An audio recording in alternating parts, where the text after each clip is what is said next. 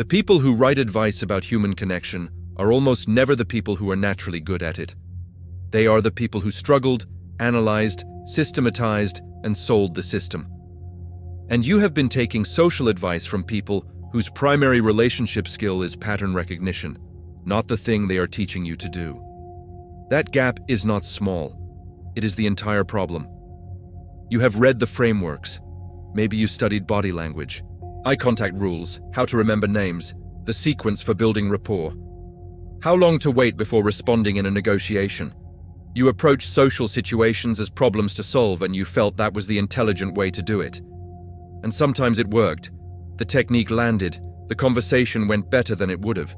You felt like you had found a system. But then you were in a room with someone who had never read a single page of social advice, and they were effortlessly doing what you were carefully calculating. Not because they had a better system, because they were not running a system at all, and you could feel the difference even if you could not name it. The thing you were trying to get with the framework was the thing the framework was designed to replace. And it never quite worked the way the book said it would. The concept is this: we study and copy the visible behavior of people who succeed without asking what actually produced that behavior. We see someone who is liked, trusted, persuasive.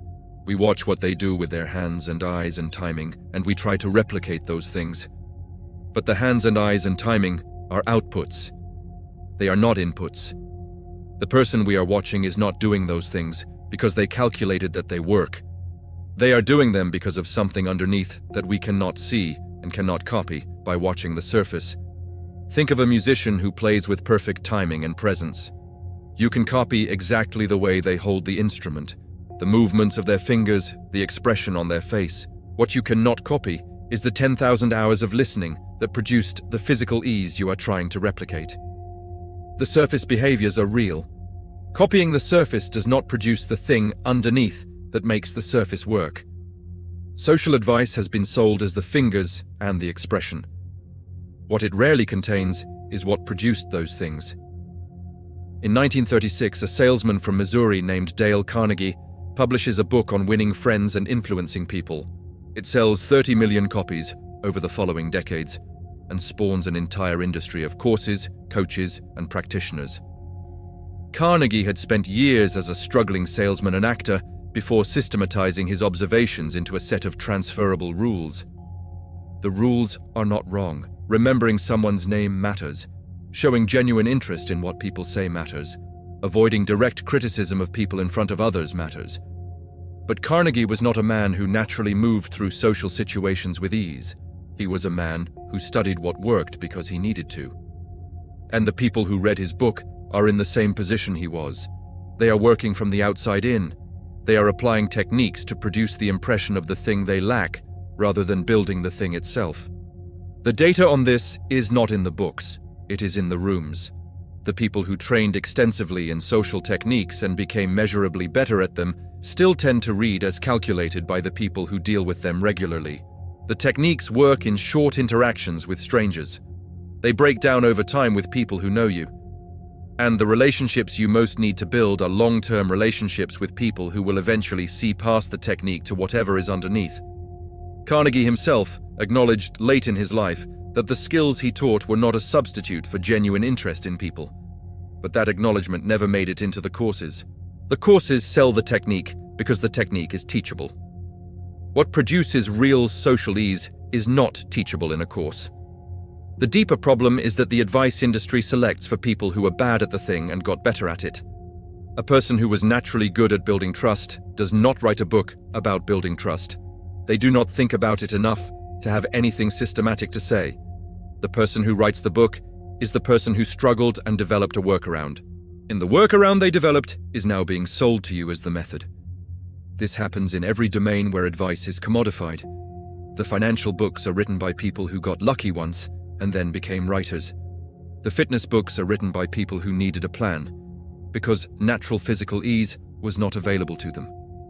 The leadership books are written by people who were managed badly and built a theory of what good management should look like. The theory is often intelligent.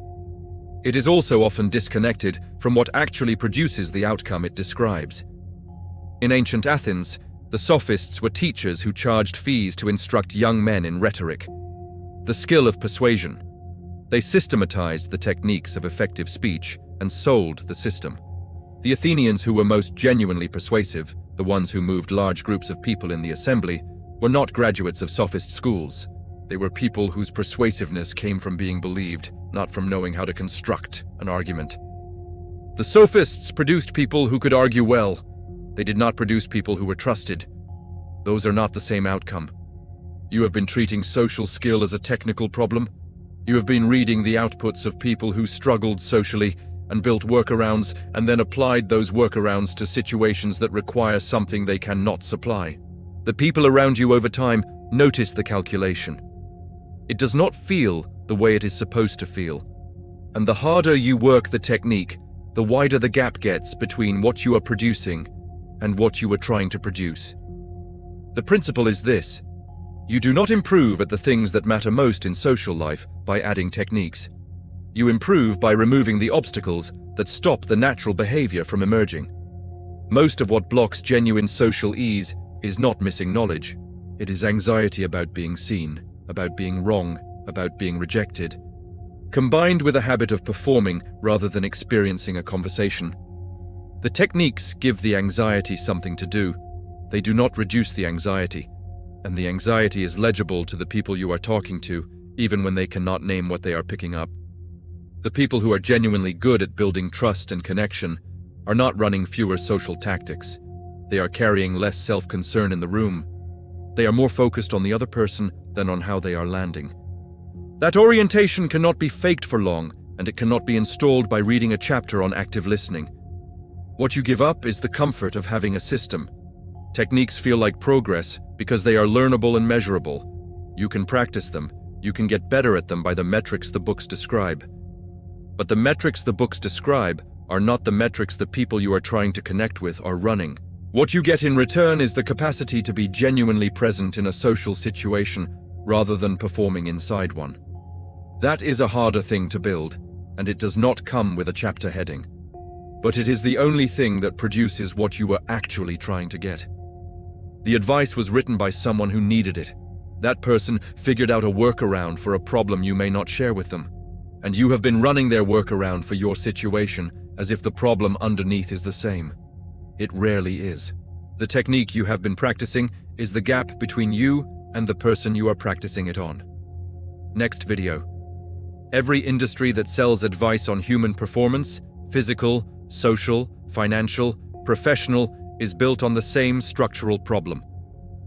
The people with the most platform are the people who struggled and systematized. The people who never struggled have nothing to sell.